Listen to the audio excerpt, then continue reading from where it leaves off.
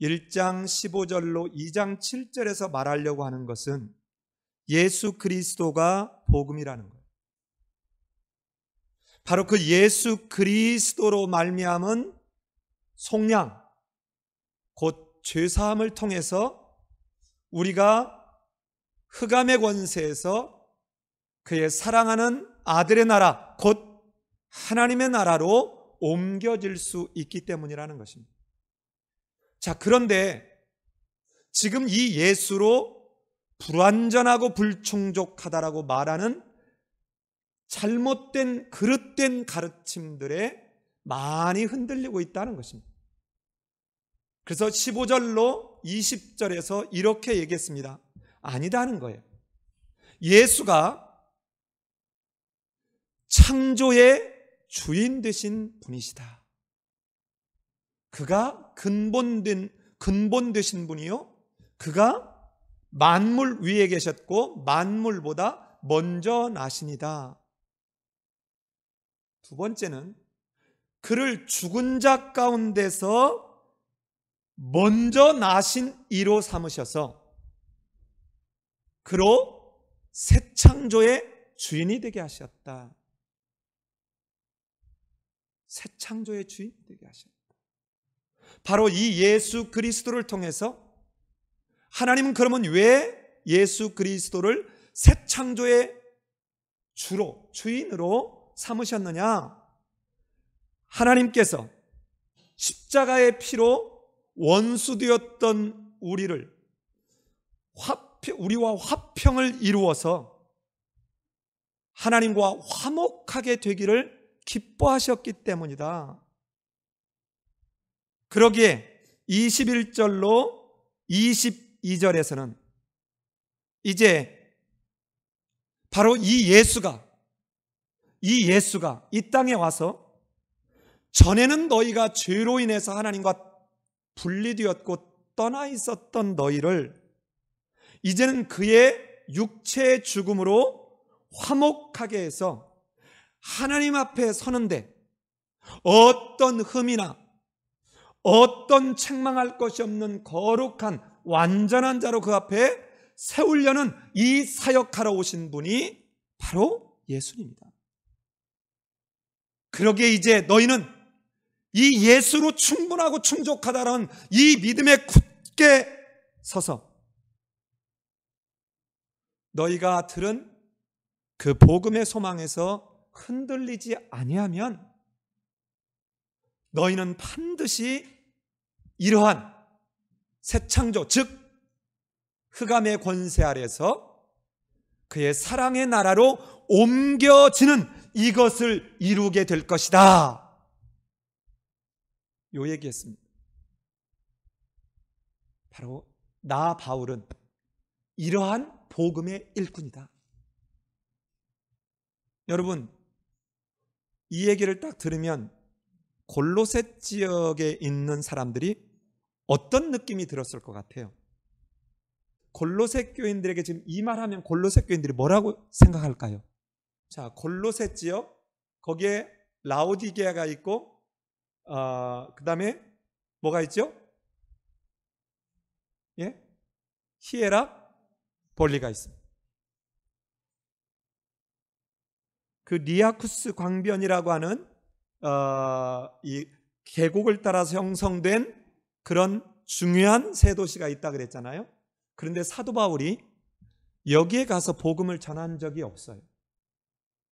자, 이렇게 사도 바울이 뭔가를 얘기하면 뭐라 할까요? 당신이 뭔데 그런 얘기해? 아니, 남의 일에 간섭하지 말고 네 일이나 잘하세요. 이렇게 하지 않겠어요? 그래서 24절로 29절은 내가 누구인지, 즉 나 바울은 복음의 일꾼이야, 이 말로 지금 23절에서 이 말을 끝에다 해놓고 난 뒤에 사도 바울 자신이 너희와 무슨 관계성이 있는지를 얘기를 해야 사도 바울이 하는 말도 그래, 사도 바울의 말을 귀담아 들어야 되겠구나, 사도 바울의 말을 무시하면 안 되겠구나. 여러분, 예수님이 예루살렘에 올라가서 맨 처음에 한 게 뭐죠? 성전 뒤집어 엎은 거예요. 그리고는 성전이 파괴될 것을 무화과나무 저주의 비유를 통해서 선언합니다. 그러자 여러분, 공간복음에서 뭐라 그러죠? 네가 무슨 권한으로, 이 말은 다른 말로 얘기하면 네가 누구이기에, 이 말하고 똑같은 거예요. 제가 여러 번 얘기했을 거예요. 제가 수도사령부에 전화를 딱 해가지고 야, 탱크 몰고 잠실로 다 와. 올까요, 안 올까요? 절대로 안 옵니다. 왜 안 와요? 제가요 그럴 권한이 없어요. 저는요 국군 통수권자가 아니에요. 바로 내가 어떤 존재, 어떤 신분, 어떤 위치에 있는 존재이기에 너희한테 이 말을 하는지, 이것이 해결이 안 되면 그 다음도 해결이 안 되는 거예요. 이제 뒤에 다음 주에 2장 8절로 23절에서 지금 너희가 듣고 있는 이 그릇된 가르침들 잘못된 거야. 이거 조심해. 그리스도로 충분해. 이 얘기를 해야 되는데 지금 이게 해결이 안 되면 아니 갈 길이나 가세요. 왜 쓸데없이 남의 일에 참견합니까? 이렇게 되겠죠. 자, 첫 마디 잘 보십시오.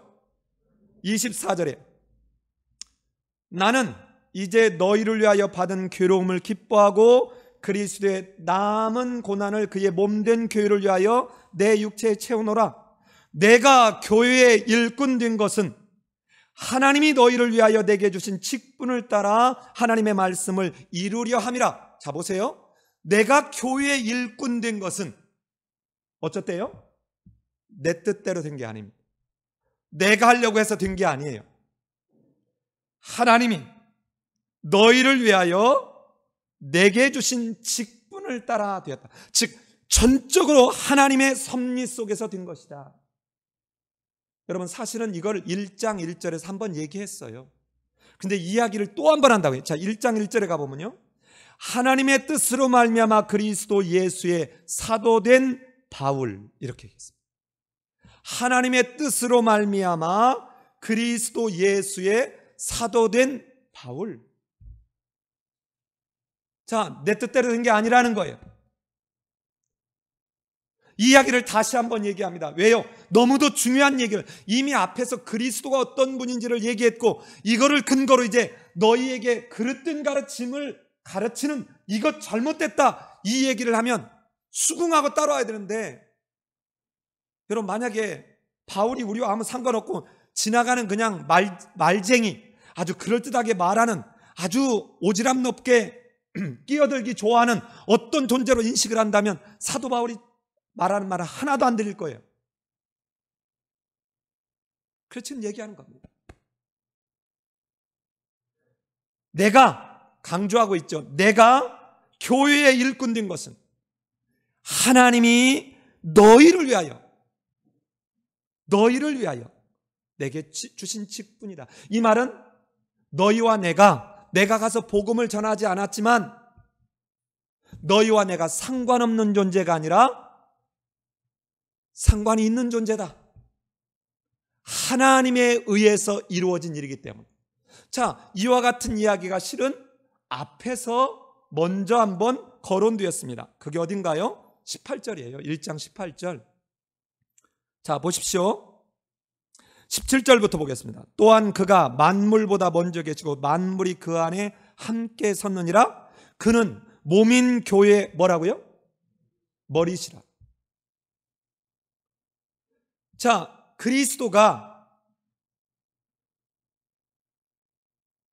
그리스도의 몸인 교회의 머리라는 거예요. 그런데 이것이 예수가 이 땅에 오셔서 시작된 일이 아니라 만물이 창조할 때부터 하나님의 계획 속에 있었던 일이라는 거예요. 여러분, 그래서 교회는요, 우리 편에서 보면 삶의 예배인 교회가 있고 또 무슨 교회가 있고 무슨 교회가 이렇게 있지만 엄격히 보면 지체들입니다. 다.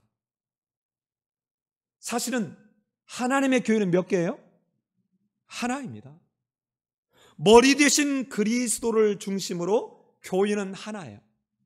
여러분, 이거를 우리가 눈에 보이지 않는 지금 하늘 성전으로 이걸 이렇게 교회 이 종탑을 쭉 이렇게 끌어올려 본다면 저 하늘에 성전이 하나 있는 거예요. 이 땅에 많은 지체들이 세워져 있을 따름이에요. 이게 하나님 나라가 갖는 신비요 비밀이기도 합니다. 그래서 우리 교회냐 네 교회냐가 여러분 중요하면 안 된 거예요. 사실은 전도를 하는데 우리 교회로 와라, 여러분 꼭 이거 아니에요. 가장 이상적인 것은 내가 살고 있는 동네 교회를 다니는 게 가장 이상적이죠. 그러나 안타깝게도 왜 오늘날 이렇게 못하나요? 교회가 교회답지 못하기 때문에. 이 교회의 일꾼된, 앞에서는 이 교회의 일꾼된 이 바울 스스로가 뭐라고 불렀냐? 복음의 일꾼이라고 얘기했어요.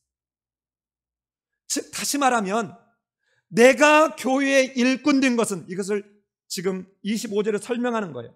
하나님의 말씀을 이루려 함이라. 여러분 여기 이루려 함이라라고 우리말로는 이렇게 번역이 되어 있는데, 이 헬라어를 그대로 가보면 이 말은 19절에 아버지께서는 모든 충만으로 예수 안에 거하게 하시고 이랬잖아요. 이때 이 충만이라는 단어와 같은 단어입니다. 그러니까 뭐예요? 바울을 하나님이 너희를 위하여 교회의 일꾼으로 세우신 것은 뭐 하려고요? 하나님의 말씀으로 각 교회를 가득 채우도록. 이거를 아까 23절에서 뭐라고 얘기했습니까? 나 바울은 이 복음의 일꾼이에요. 여러분 목회자들이 오늘날은 굉장히 다른데 굉장한 많은 시간을, 노력을 많이 씁니다. 실제로.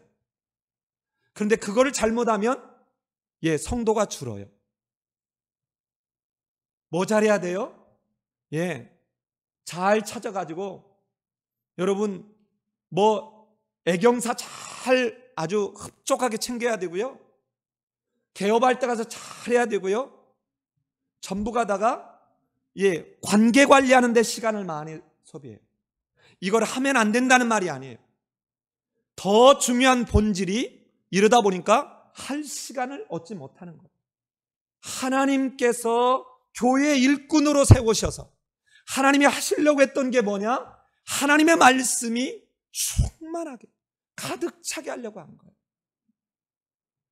여러분 근데 이게 얼마나 쉽지 않은 일이었는지 바로 24절에서 이걸 먼저 얘기해요. 나는 이제 너희를 위하여 받는 괴로움을 기뻐한다. 이렇게 복음의 일꾼, 교회의 일꾼으로 진리를, 복음을 전할 때 여러분 다 환영하고 받아들이지 않는다는 거. 어떻게 돼요? 그런 말 하지 말라 그래요. 지금 사도 바울이 전할 때는 지금 누가? 유대주의자들이 이제 못 살게 굽니다. 여러분 사도행전 할 때 사도 바울이 1차 전도행부터 끊임없이 갈 때마다 가장 괴롭힌 게 누구였어요? 당시의 정통교단이라고 하는, 천년의 역사와 전통을 자랑한다라고 하는 유대교인들이었습니다. 이들이 할례를 요구하고, 이들이 음식법을 요구하고, 절기를 요구하고, 안식일을 요구하고, 안식일의 규정을 들면서 음식법을 요구하고, 이러면서 끊임없이 심지어는 그의 목숨을 살해하려고 하는 이런 일까지 끊임없이 했어요. 자, 여기에 이 1장 24절과 2장 7절까지 해서 두 번에 반복되는 재밌는 표현이 나오는데요. 이제는 이라는 단어입니다. 이제는. 자, 앞에서 한번 나왔습니다. 21절에 전에라는 단어와 그 다음에 22절에 그러나 이제는 이라는 단어가 있었어요. 자, 잘 보십시오. 전에는 사도 바울이 어땠나요? 우리 사도행전에서 보면 어땠죠? 복음을 소멸하려고 가서 박해하는 데 앞장섰던 사람이에요. 근데 이제는 뭐라고요? 이제는 너희를 위하여 내가 뭐를 받는다고요? 괴로움을 받는다는 거예요. 근데 이걸 어떻게 한다고요? 기뻐합니다. 기뻐해요.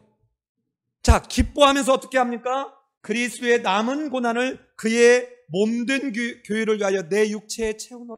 자, 여러분 여기에 오해하시면 안 돼요. 실제로 캐톨릭은 이렇게 오해를 해서 주석을 해놓고 있습니다. 자, 보세요. 그리스도의 남은 고난을 그의 몸된 교회를 위하여 내 육체에 채우노라. 그러니까 어떻게 해요? 그리스도가 지불한 고난이 부족했구나. 그래서 어떻게 해야 돼요? 뒤에 있는 우리가 그 남은 부분을 어떻게 해야 된다고요? 채워야 되는구나. 여러분, 이렇게 받아들이는 사람들이 있고, 이 대표적인 게 캐톨릭입니다. 그래서 뭐예요? 공덕을 쌓아야 돼요. 공덕을 쌓아야 돼요. 여기서 말은 그게 아닙니다. 자, 보십시오. 예수 그리스도가 이 땅에 오셔서 우리의 구원이 시작됐고 이미 구원을 받았지만 아직 구원이 완성되지 않았습니다. 예수 그리스도가 이 땅에 오셔서 십자가의 대속하심으로 우리의 죄사함이 이루어졌지만 이것의 최종적 완성은 그리스도의 재림으로 이루어집니다. 자, 그러기에 그리스도의 몸된 교회를 통해서 이 복음이 전해지는 이 과정에는 이미 구원의 복음이 전해졌고 구속 역사가 시작되었지만 아직 이루어지지 않은 이 속에 이 몸된 교회에게 임할 그 박해와 고난이 남아있다는 이 의미입니다. 결코 그리스도의 고난이, 그리스도의 대속이 불완전하고 불충분하기 때문에 우리가 그 부족한 부분을 채워야 된다, 이런 의미가 아니라 이 말이에요. 이거를 조금 더 보면 이런 내용을 어디서 우리는 알 수 있냐면 사도행전 9장 5절에 가면 부활하신 예수님이 다메섹으로 가고 있는 사도 바울에게 나타나서 이렇게 얘기합니다. 사도 바울이 주여 누구십니까? 라고 이렇게 묻자 그 예수님이 사도 바울에게 이렇게 대답합니다. 나는 내가 박해하는 예수라. 자, 봐요. 예수님이 이미 승천에 가셨는데 지금 사도 바울이 교회를 박해하는데 예수님이 뭐라고 얘기해요? 나는 내가 박해하는 누구라고요? 자, 잘 들으셔야 돼요. 그래서 교회를 그리스도의 몸된 뭐라고 얘기해요? 교회라고 얘기합니다. 자, 교회가 그리스도의 몸을 뜻하기 때문에 교회를 박해하고 핍박하는 것이 곧 누구를 핍박하는 거예요? 예수 그리스도를 핍박하는 거예요. 그러기에 예수 그리스도의 제 이름으로 하나님의 구속이 완성될 때까지 있는 이 모습은 우리 성도들이, 믿는 자가, 복음 전파자가 겪지만 실은 그리스도와 연합된 성도들이 겪고 있지만 그것은 곧 누가 겪는 거라고요?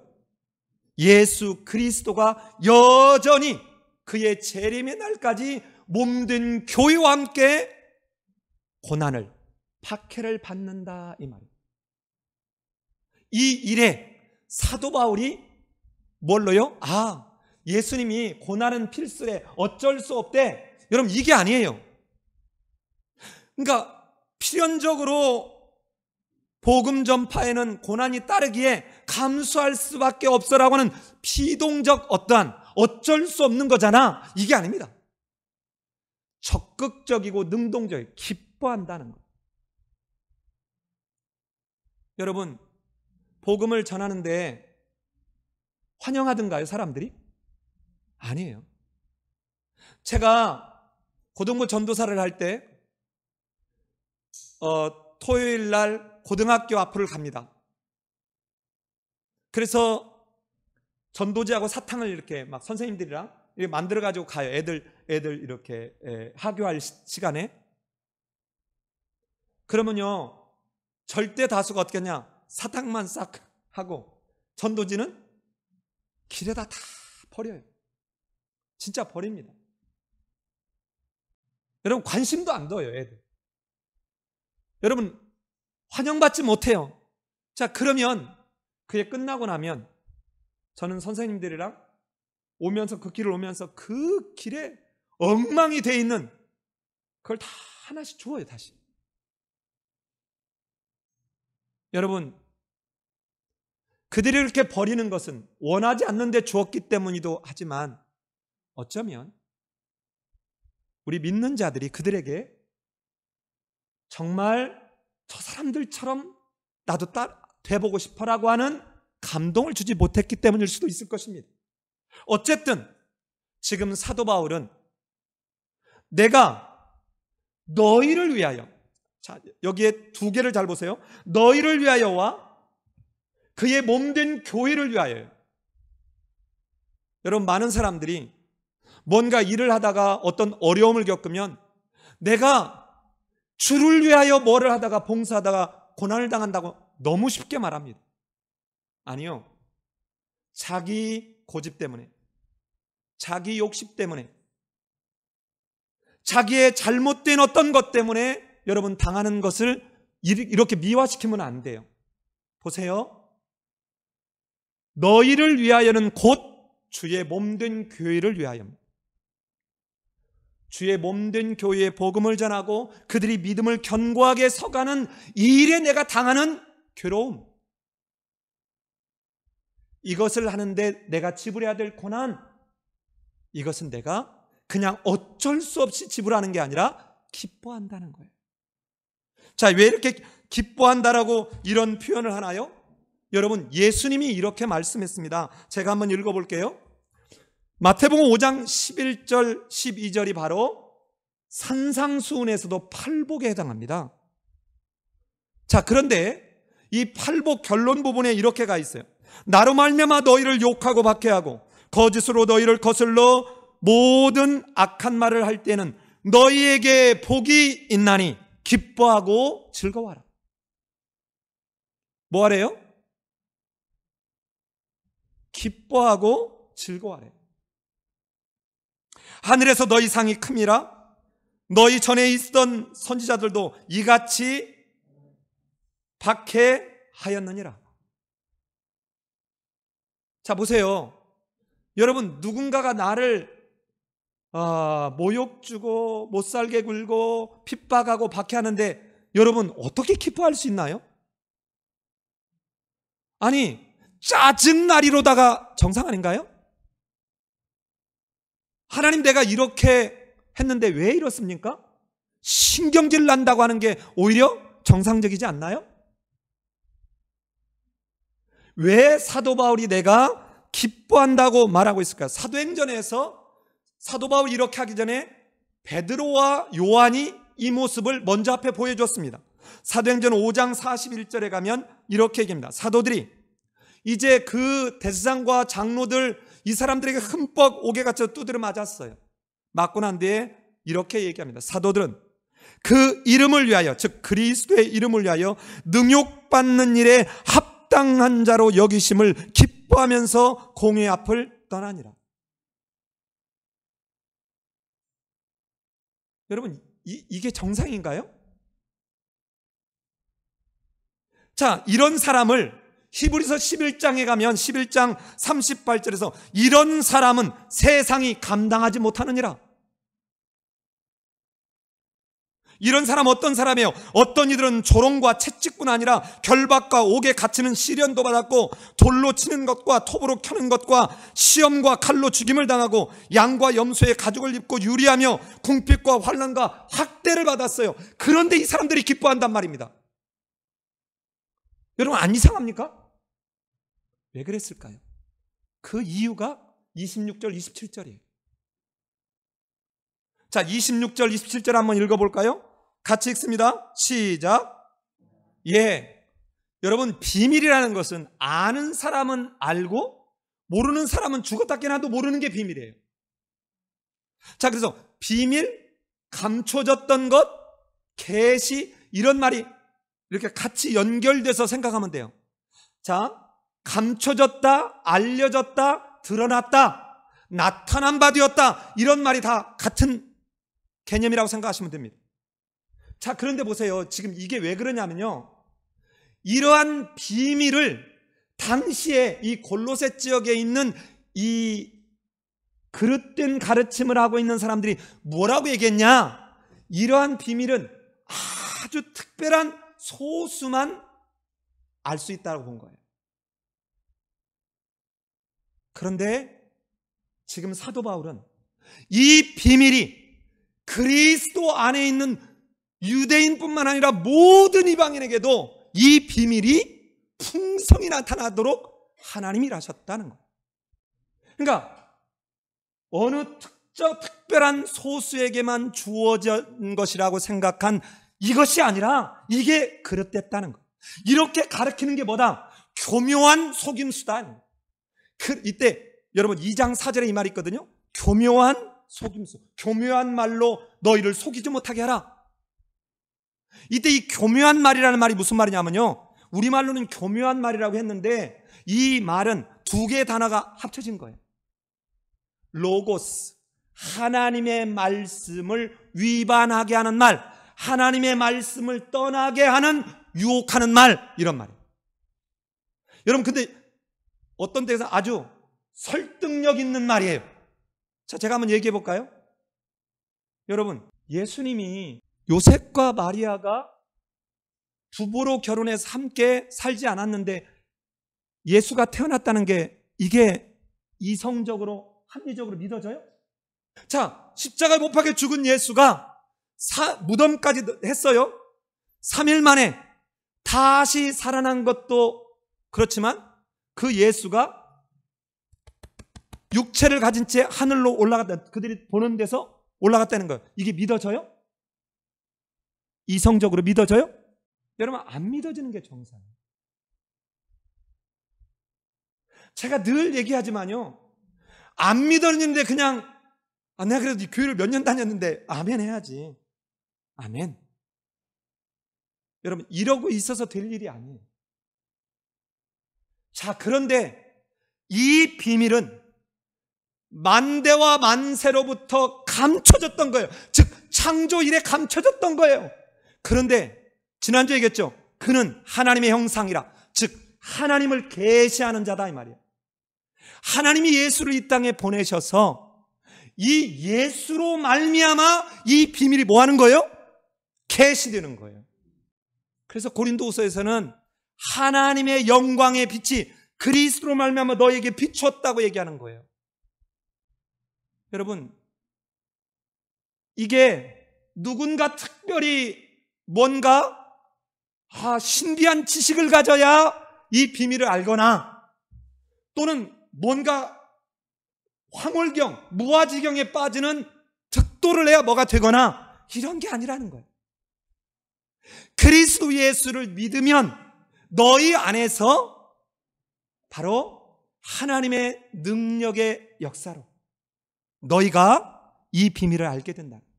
마치 뭐처럼 십자가의 도는, 십자가의 진리는, 십자가의 복음은, 이 말이에요. 이때 이 도는 다른 데서는 이 뭐예요? 호도스, 즉 우리 흔히 얘기하는 길이라고 호도스라는 단어를 쓰는데 이때는 로고스예요. 로고스. 십자가의 복음, 십자가의 진리는 여러분 멸망하는 자들에게는 바보 같은 것이라는 거예요. 멍청한 것이라는 거예요. 십자가에 죽은 사람이 어떻게 살아나? 그런데 구원을 받은 우리에게는 하나님의 뭐라고요? 능력이 됨이라. 듀나미스가 됨이라. 여러분, 내 능력이 아니에요. 누구 능력이에요? 하나님 능력이에요. 그런데 이게 누구 특별한 특별한 어떤 사람, 그 그릇된 가르침을 하는 그 사람들의 말과 다르게 지금 사도 바울은 무슨 얘기를 하느냐? 그리스도를 믿는 그 믿음 안에 있는 사람은 이방이든 누구든 아무 상관없이 이 비밀에 풍성하게 이루려고 하시는 것이다. 자, 사도 바울이 먼저 이 같은 비밀을 알았기에 내가 이 복음을 전하는데 알지 못하는 사람이 나를 핍박하는 것은, 나를 괴롭히는 것은 알지 못하기 때문이라는 거예요. 이 비밀을 몰랐기 때문이라는 거예요. 이제 이게 성도들 누구에게나 나타났다. 성도 곧 그리스도를 믿는 믿음 안에 있는 자, 다른 말로 얘기하면 그리스도의 터 위에 굳게 서 있는 자, 이들에게는 나타난 바 되었다는 것입니다. 그리고 누가요? 27절에 보세요. 주어가 하나님이 그들로 하여금 이 비밀의 영광이 이방인 가운데 얼마나 풍성한지를 알게 하였습니다. 이 비밀은 너희 안에 계신 그리스도시니 곧 영광의 소망이시니라. 바로 사도 바울이 너희와 무슨 상관이 있냐? 이 사실을 알려주기 위해서 그렇다는 거예요. 그러면서 여러분 28절 보십시오. 우리가 글을 전파하여, 자, 글을 전파하여 각 사람을 권하고 모든 지혜로 각 사람을 가르침은 각 사람을 그리스도 안에서 어떤 자로요? 완전한 자로 세우려 함이라. 자, 여기 잘 보시면 28절이 여러분 22절과 비슷합니다. 자, 22절 한번 같이 읽어보십시오. 22절 같이 한번 읽어봅시다. 시작. 이제는 그의 육체의 죽음으로 말미암아 화목하게 하사 너희를 거룩하고 흠없고 책망할 것이 없는 자로 그 앞에 세우고자 하셨으니. 여러분 같은 표현들이 나오죠? 같은 표현들이 나옵니다. 자, 26절에도 이 단어를 하나 집어넣어 볼까요? 자, 26절에도 이 비밀은 만세와 만대로부터 감춰졌던 것인데, 그 바로 앞에, 이제는 앞에 그러나 하고 넣어보세요. 그러나, 이 단어가 빠져 있습니다. 자, 그러나 이제는 성도들에게 나타났다는 것이죠. 자, 28절로 다시 돌아갑니다. 우리말로는 우리가 그를 전파하여 각 사람을 권하고 이랬는데요, 잘 보세요. 하나예요, 하나. 우리가 예수를 전파하는 게 뭐 때문에 전파하는 줄 알아? 바로 그리스도 안에서 너희를 완전한 자로 세우고자 함이야. 근데 전파하는 것을 어떻게 하느냐? 두 가지로 설명해요. 이게 분사구문이거든요. 각 사람을 권함으로, 이 말이에요. 또 하나는 모든 지혜로 각 사람을 뭐함으로? 가르침으로 전파합니다. 즉 다시 말하면 복음의 일꾼, 교회의 일꾼은 뭐 하는 사람이냐? 그리스도를 전파하는 사람. 자, 복음은 곧 그리스도거든요. 그리스도가 복음의 핵심이에요. 그래서 예수가 그리스도라는 걸 전파했다. 사도행전 내내에서 이거잖아요. 이 전파는 뭘로 전파했냐? 권하는 것. 이 권하다고 우리는 번역을 했는데, 이 권하다는 단어가 여러분 어디를 한번 가보시냐면 사도행전 20장에서 이런 표현을 해요. 여러분 사도행전 20장에서 어떤 표현이 나오냐면, 이제 에베소에 있는 장로들을 밀레도 섬에다가 초청해가지고 마지막 고별 설교하죠. 여러분 이때 사도 바울이 무슨 얘기를 하냐면 이런 얘기합니다.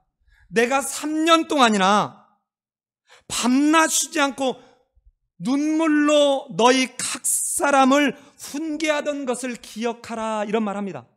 20장 31절에서 이때는 똑같은 단어인데 훈계하더니라고 썼어요. 자, 여러분 여기서 권하다는 말이 무슨 말이냐면 여러분 훈계하다 이 말이에요. 경우에 따라서는 가벼운 책망을 의미합니다. 이 훈계라는 말은 가벼운 책망을 의미해요. 그러니까 잘못된 것을 바르게 알려주는 이런 게 여기서 권하다 이런 말. 그러니까 복음을 전파하는데 하나는 가르치는 거, 모르는 사람에게 가르치는 걸 말하고요. 또 하나는 뭐라고요? 잘못 알고 있는 사람을 가까이 불러서 훈계하는 것. 이렇게 전파해서 그들로 너희로 그 성도들로 그리스도 안에서 완전하게 세우는 이게 바로 교회의 일꾼인 사도가 하는 일이다. 내가 그거 하려고 지금 너희에게 지금 이거 쓰고 있는 거야. 그런데 있잖아, 이것도 내 능력이 아니야. 29절 한번 읽어보시겠습니까? 29절 같이 읽습니다. 시작. 내 속에서 능력으로 역사하시는 이에 바로 그분의 역사를 따라 내가 최선을 다한다. 여러분, 책을 많이 읽고 그 책에서 얻은 것 가지고 무언가를 하려고 하면 여러분 반드시 망가져. 이제 뒤에 우리 다음 주에 나올 텐데, 철학, 얼마나 철학이 어려워요. 그런데 우리는 막 들으면 머리가 아픈 이런 철학 얘기를 아주 쉽게 잘 풀어주는 사람들이 있어요. 그런데 이 철학이 여러분 아주 그럴듯한 말로 사람들을 유혹에 빠뜨리고 진리 안에서 떠나게 하는 굉장히 그런 역할을 많이 하는, 철학을 잘 모르는 사람이 철학을 잘 아는 사람에 의해 앞에 가면 정말 내가 얼마나 저 사람 말을 못 알아듣는지 충격을 받게 되죠. 근데 여러분 너무 겁먹지 마세요. 그렇지 않아요. 아주 참기름 바르는 것 같고 아주 그럴듯하고 설득력 있는 말 같지만 여러분 아닙니다. 자, 이 사도 바울이 내가 너희를 이렇게 정말 그리스도 안에서 완전한 자로 세우려고 내가 하나님의 뜻을 따라 사도의 직분을 받은 교회의 일꾼이요 복음의 일꾼으로 너에게 이 말을 하는데, 이제부터 내가 좀 얘기 좀 할게. 이게 2장 1절로 7절이에요. 자, 2장 1절 볼까요? 내가 너희와 라오디게에 있는 자들과 무릇 내 육신의 얼굴을 보지 못한 자들을 위하여 얼마나 힘쓴지를 너희가 꼭 알았으면 좋겠다. 자, 이는 내가 이렇게 하는 것은 그들로 마음에 뭐를 얻고요? 위안을 얻고, 그리고 사랑 안에서 연합하여 확실한 이해의 모든 풍성함과 하나님의 비밀인 그리스도를 뭐하게 하려고요? 자, 우리말로 이렇게 돼 있는데요, 이 2절도 참 어렵더라고요. 그러니까 사도 바울의 이 신학이 뒤로 갈수록 축약적으로 표현하다 보니, 아니면 우리말로 번역을 잘못한 건지 모르겠는데, 자, 이거를 다른 번역으로 한번 제가 읽어볼 테니까 한번 들어보십시오. 내가 이렇게 하는 것은 여러분 모두가 사랑으로 결속되어 마음의 격려를 받고, 자, 첫째요, 이렇게 하는 것은 지금 교회 안에 이상한 비밀을 알고 있는 자, 이런 사람 알고 있다고 얘기하면서 들어와가지고 어지럽히는 이런 사람들에 흔들리지 말고 너희가 사랑으로 서로 잘 연합되어 있어서 너희가 위로를 받았으면 좋겠다. 즉 믿음의 견고히 섰으면 좋겠다. 이게 첫 번째. 자, 두 번째는요, 그 결과로 하나님의 비밀인 그리스도를 온전히 아는 데서 오는 확신에 이르렀으면 좋겠다, 이 말입니다. 이 헬라어도 보면 그렇게 번역하는 게 훨씬 이 본문의 뜻을 제대로 풀어주는 것 같아요. 자, 보십시오. 지금 교회 안에 누군가가 와서, 우리 교회도 작지만 이럴 수 있어요. 누군가가 와가지고 한 번도 들어보지 못한 어떤 얘기를 예를 들어서 싹 하면 이러고 놀랄 수 있습니다. 나는 아무리 봐도 이만희 신천지가 하는 말을 듣고 넘어가는 사람들이 이해가 안 되는데, 거기에 서울대 연고대 학생들이 그렇게 많이 들어가 있다는 사실은 여러분 정말 충격입니다. 지적으로 충분히 여러분 그 사람들이 아까 말한 대로 철학적인 세상적인 지식이 부족해서 그래요? 아닙니다. 여러분, 이게 덮인 거는요, 하나님의 성령에 의한 은혜가 아니면 열려질 수가 없고요, 깨달을 수가 없어요. 그러니까 속는 거예요. 교묘한 말로 속아 넘어가는 것입니다. 자, 보십시오.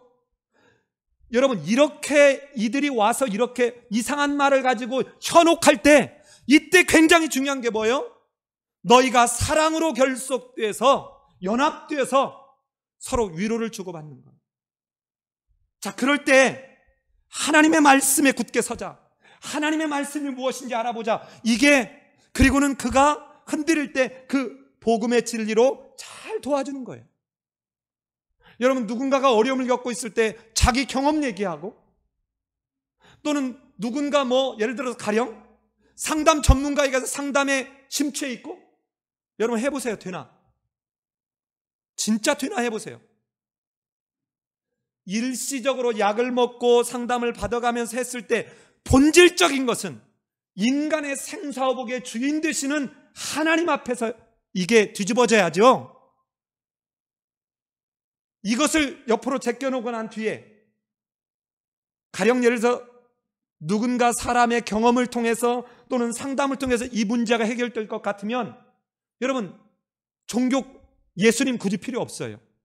제 주변에도 이렇게 우울증이나 여러 가지 견딜 수 없는 고통에 있었던 사람들에게 여러분 한결같이 이 얘기를 해주지만 적지 않은 사람은 못 헤어나옵니다. 그런데 헤어나오는 사람이 있어요. 그분들의 공통점이 뭔 줄 아십니까? 끝까지 하나님 앞에서 씨름하는 거예요. 하박국처럼 하나님 끌어안고 씨름하는 거예요. 하는 데가 이해가 안 됩니다.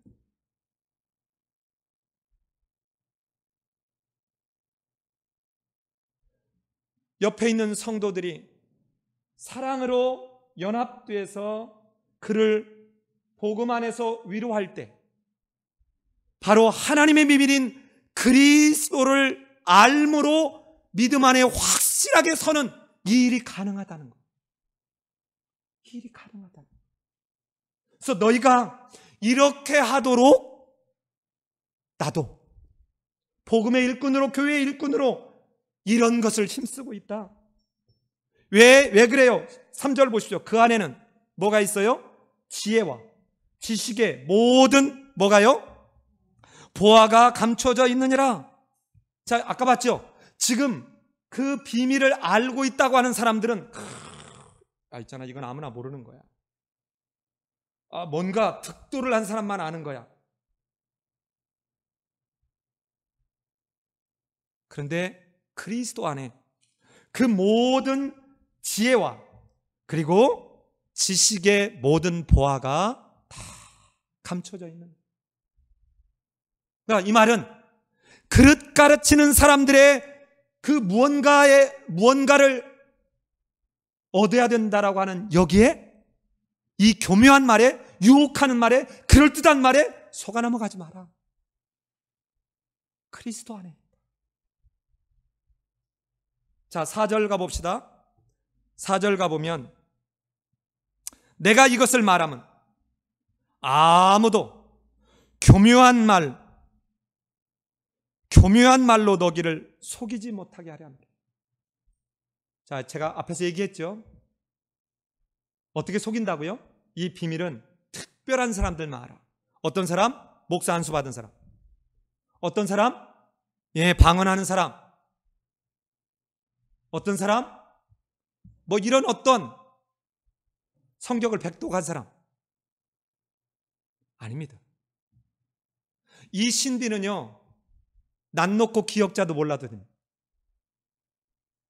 빨래 찢겨 놓고 A자도 몰라도 이 그리스도 안에 숨겨진 지혜와 여러분 이 지식의 모든 보안은 얼마든지 알 수 있습니다. 성경에 문자적으로 뭐가 있는지 몰라도 여러분 얼마든지 알 수 있어요. 그런데요, 성경에 있는 내용을 가지고 주석을 쓴 신학대학원 교수도 예수 안 믿는 사람 많습니다. 예수 안 믿을 뿐 아니라 예수를 그냥 인간의 도덕적 현인 정도로 여기는 신학대학원 교수도 많습니다. 여러분, 신앙과 신학은 다른 것입니다. 자, 5절을 같이 한번 볼까요? 이는 내가 육신으로는 떠나 있으나 심령으로는 너희와 함께 있어 너희가 질서 있게 행함과 그리스도를 믿는 너희 믿음이 굳건한 것을 기쁘게 봄이라. 내가 이렇게 너희에게 이렇게 권면하고 말하고 있는 것은 너희가 그런 흔들림 속에서도 에바브라를 통해서 들은 얘기가 너희가 뭔가 질서 있는, 규모 있는, 사실 이게 군사 용어입니다. 자, 이게 뭐냐면요. 자, 볼래요? 옛날에 혹시 전쟁할 때 여러분 이거 봤으면 전쟁을 할 때 어떻게 하냐면요. 그 당시에는 이 장창을 이용했답니다. 장창. 큰 창을 가지고 어깨를 쫙 마주대고 질서 있게 쫙 해서 여기서 앞으로 하면은 쿵쾅 쿵쾅 하면서 이 창을 들고 가는데 그 중에 누가 좀 겁이 있는 사람이 무서워하고는 흐트러지면 딱 이렇게 정렬을 맞춰가지고 대오를 맞춰서 안 가면 앞에서 저기 보고 아 저쪽이 겁이 많은 놈들이 있구나 하고는 이쪽을 공격하겠죠. 이게 바로 질서 있게 말이에요. 자, 질서 있게 행함과 그리스도를 믿는 너희 믿음이 굳건한 것을 기쁘게 봄이라. 자, 그리고 난 뒤에 마지막 결론이 6절 7절이에요. 자, 6절 7절 한번 같이 읽어볼까요? 자, 이게 결론입니다. 사도 바울이 지금 구체적으로 그릇된 가르침을 비판하고 예수 안에서 가능하다 이 말을 하기 전에 앞에서 지금까지 얘기해왔던 것의 결론이에요. 그러므로 너희가 그리스도 예수를 주로 받았으니 주 안에서 행하되. 자, 여러분 우리말로는 이게 확 안 오는데요. 골로새서에서 예수, 그리스도, 주가 동시에 등장하는 딱 유일한 데가 여기에요. 자, 이게 무슨 말이죠? 여러분, 예수가 그리스도요, 예수가 주라는 말은 예수가 우리의 죄를 속량하는 분이요, 우리를 하나님의 나라로 인도할 하나님의 권세를 가진 분이다, 요 얘기예요. 그러니까 우리의 죄를 속량할 분이라는 말은 그리스도이고 우리를 하나님의 나라로 옮기는 이 권세를 가진 분이 이게 주라는 단어예요. 여러분, 주라는 말은 하나님의 권세를 행하는 자 이러는 거예요. 이때 썼던 이 주는 구약에서 여호와를 그냥 여호와로 유대인들은 못 불렀어요. 그 대신 이거를 뭐로 불렀냐? 이렇게 바꿔서 불렀습니다. 마치 우리나라에서 너의 아버지 이름이 뭐냐라고 선생님이 물어보면 얘 최정상이요 그러면 이놈은 쌍놈의 집이라고 생각한 거예요. 이 배움이 없는. 그런데 아이가 저희 아버님 함자는 최정자 상자 쓰십니다 하면 선생님이 이놈 아주 뼈대 있는 집안의 자식이구나. 지금 이 골로새서에서 지금 예수가 창조의 주요 새 창조의 주인이고 이 예수가 한 일이 뭔 줄 아느니? 너희가 전에 죄로 인해서 하나님에게서 떠나버렸던 자에서 그가 육체의 죽음으로 하나님과 화목하게 하는 이 일을 하신 분이야. 그래서 어떻게 했다고요? 그 아들의 나라로 흑암의 권세에서 옮겨지게 한 이게 예수야. 요 이야기를 결론처럼 말하는 게 6절이라고요. 너희가 그리스도 예수를 뭘로 받았다고요? 주로 받았다. 하나님으로 받았다 이 말입니다. 받았으니 그 안에서 뭐 하라고요? 자, 여러분 골로새서에서 첫 번째 등장하는 명령형이에요. 자, 첫 번째 결론으로 뭐를 얘기해요? 명령합니다. 그 안에서 행하라니까 무언가를 실천하라. 여러분 이 의미가 아닙니다. 여기서 쓴 이 단어는 그 안에서 행하라, 믿음을 지켜라 이 말이에요. 그리스도 안에 굳게 서라 이런 의미입니다. 그리스도와 함께 동행하라 이 말이에요. 무슨 단어하고 똑같아요? 에녹이 하나님과 동행했다 이 단어입니다. 노아가 하나님과 동행했다 이 단어예요. 아브라함아 너는 내 앞에서 행하여 완전하라. 여러분 야곱이 죽기 전에 요셉을 축복할 때 마지막으로 자기 할아버지와 아버지에 대한 고백을 하는데 뭐래요? 우리 조부 아브라함과 우리 아버지 이삭이 섬기던 하나님이 이렇게 창세기 48장 5절에서 이렇게 번역을 했는데, 이 섬기던, 이게 바로 행하던이에요. 우리말로 의역한 겁니다. 자, 보십시오. 이제 하나의 작은 단락을 마무리했습니다. 너희가 그리스도 예수를 주로 받아들였으니 이제 옆에서 이상한 가르침, 뭐 누구 책에 이게 있다, 어떻게 하면 신비한 비밀을 알 수 있다, 이러면서 그럴듯한 말로, 유혹하는 말로 설득력 있어 보이지만 이런 말이 아니라 바로 그 안에서, 그리스도 안에서 행하라, 굳게 서라. 그리스도 안에서 행하는 게 무엇인지를 7절에서 설명하는 겁니다. 자, 7절에 뭡니까? 네 가지를 얘기해요. 네 가지를. 첫째, 그 안에 뭐예요? 뿌리를 박는 겁니다. 두 번째, 그 안에서 뭐예요? 세움을 받아요. 그리고는 가르침을 받은 대로 굳게 섭니다. 그리고 어떻게 해요? 감사함을 넘치게 합니다. 자, 그런데요, 네 가지가 연속해서 나타나는데요, 여러분 이게 다 동사 명령법인데 맨 앞에 것만 완료 수동태고 뒤에는 다 현재예요. 현재. 자, 그럼 뭡니까? 이미 너희가 아까 받았다 그랬잖아요. 그리스도 예수를 주로 받았다 그랬잖아요. 여기에 뿌리를 박았다면 그때부터 지금까지 지속적으로 우리는 세 가지가 이루어져야 된다는 거예요. 어떤 게? 첫째, 늘 세워야 합니다. 우리가 그리스도의 터 위에 하나님이 거하실 만한 전으로, 집으로 세워져 가는 것처럼 끊임없이 우리는 현재 세워져 가야 돼요. 두 번째, 우리가 교훈을 받은 대로, 가르침을 받은 대로 우리는 지금 믿음에 굳게 서는 것이 지금 현재 이루어져야 되는 거예요. 지금 현재. 마지막 네 번째, 그러므로 우리는 끊임없이 뭐가 넘치게 해요? 감사함이 넘치게. 그래서 앞에는 완료 수동태인데 뒤에는 현재 수동태라. 사랑하는 여러분, 말씀을 마치려고 합니다. 여러분 안에 이 비밀이 있나요? 여러분, 이 비밀이 있으면 내게 주어지는 상황들이 어떠냐가 우리에게 영향을 안 줄 수가 없습니다. 누군가가 나를 괴롭히면요, 힘들어요. 누군가가요, 나를 때리면요, 고통스러워요. 틀림없이 괴로움입니다. 틀림없이 이거는 고난이에요. 그런데 왜 기뻐할 수 있습니까? 왜 교회의 일꾼으로서, 복음의 일꾼으로서 이것을 포기하지 않나요? 이 비밀을 알았기 때문에. 이 비밀을 알지 못한 자는 내가 뭔가 열심을 해야 된다고 생각해요. 내가 뭔가를 여기다 더 해야 된다고 생각해요. 그래서 장로가 되는 것이 직급이 올라간다고 생각합니다. 권사가 되는 것이 무언가가 올라간다고 생각해요. 아니요. 내가 그 괴로움과 고난을 기쁘게 자청하는 일이에요. 여러분, 우리 교회 봐요.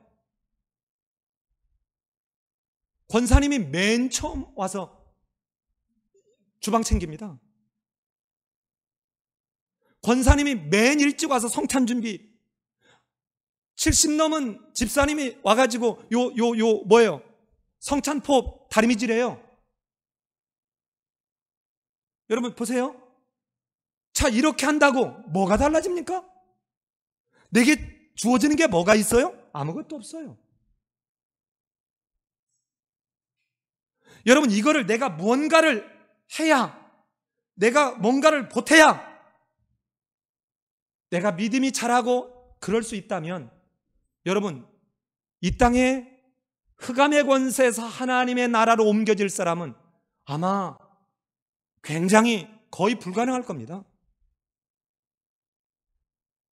이것을 우리가 아무것도 한 것이 없이 하나님이 한 의를 준비하셨는데, 즉 하나님과 관계를 바르게 회복하게 할 하나님의 비밀 프로젝트를 준비하셨는데, 이게 바로 예수 안에 있는 속량이라는 거예요.